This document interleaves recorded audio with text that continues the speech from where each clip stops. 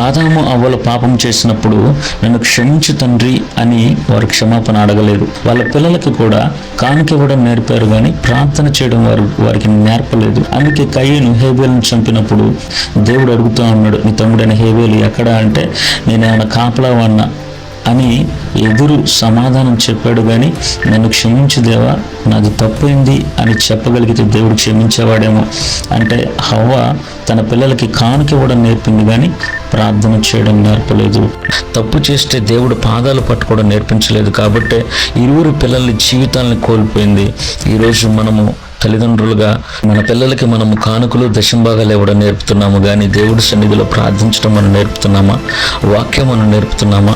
ఏదైనా తప్పులు చేస్తున్నప్పుడు క్షమాపణ ప్రార్థన దేవుడికి చేయాలని నేర్పుతున్నామా?